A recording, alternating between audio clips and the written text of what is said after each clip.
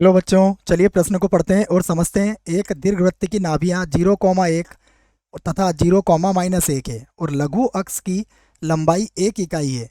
तो दीर्घवृत्त का समीकरण है, अर्थात हमें दीर्घवृत्त का समीकरण इस प्रश्न में ज्ञात करना है। प्रश्न को हल करने से पहले हम प्रश्न के लिए मुख्य अवधारणा लिख लेते हैं, जिसकी सहायता से हम इस प्रश्न को हल करेंगे। तो मुख्य अवधारणा में हम इस बात को समझेंगे कि दीर्घवृत्त का समीकरण में यदि नाभियाँ y अक्ष पर हो तो उसका समीकरण किस रूप में होता है। तो मैं लिख देता हूं, यदि यदि नाभियां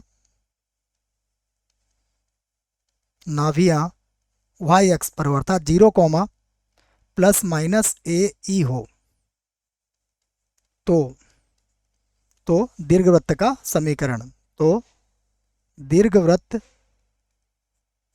का समीकरण इस स्थिति में दीर्घवृत्त का समीकरण याद रखें आप, ये होता है x² बटा b² प्लस y² बटा a² और बराबर कितना हो जाएगा 1। तो यह बात आपको याद रखना पड़ेगा इस प्रश्न में, क्योंकि यहाँ पर नाभियाँ आपको y अक्ष पर दी गई है। अब प्रश्न को हल कर देंगे, उसके पहले हम यहाँ पर भी मान लेते हैं, माना दीर्घवृत्त का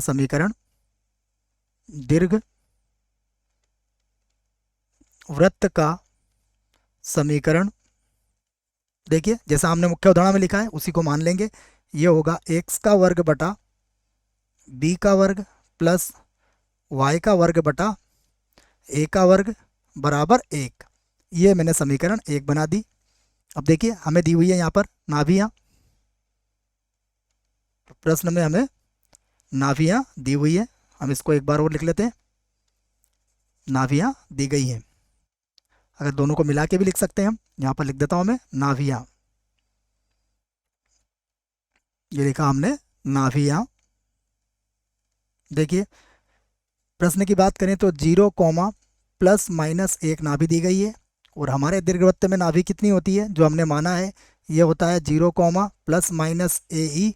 तो इस आधार पर आप कह सकते हो कि ae का मान किसके बराबर है, 1 के बराबर है। इसे हम समीकरण 2 बना सकते हैं। अब दूसरी बात करते हैं, हमें दिया गया है लघु अक्ष की लंबाई, तो इसे भी लिख लेता हूं मैं, लघु अक्ष की लंबाई। लघु अक्ष की लंबाई जो होती है 2b और ये हमें कितनी दी गई है, ये हमें दी गई है 1 इकाई। अर्थात b का मान कितना हुआ, यहाँ से b का मान हो गया है 1/2। ये 3 समीकरण हमने बना लिए। अब हमारा उद्देश्य है a का मान ज्ञात करना। तो हम जानते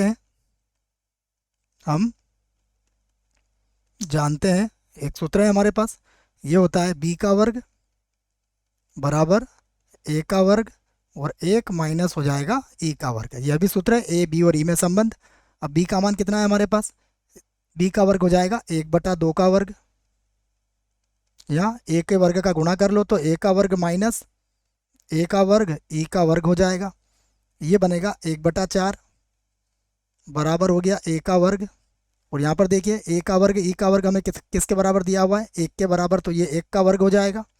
यहाँ से इसे बराबर के इधर लेके आ सकते हैं आप, तो ये हो जाएगा a² बराबर 1/4 प्लस 1 बराबर कितना हो जाएगा, 5/4 के बराबर हो जाएगा। तो a² हमने ज्ञात कर लिया है।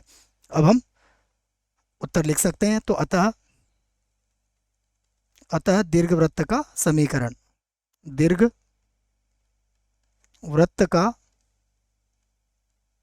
समीकरण क्या हो जाएगा, देखिए जो हमने समीकरण नंबर 1 में माना था उसमें आपको मान रखना है। समीकरण नंबर 1 में था आपका x² बटा b², तो यहाँ लिख देंगे आप x² बटे में b² अर्थात 1/2 का वर्ग हो जाएगा। उसके बाद प्लस y² बटा, यहाँ पर देखें तो सीधे हम 5/4 लिख सकते हैं, इसको 5/4 लिख सकते हैं, बराबर कितना हो जाएगा 1।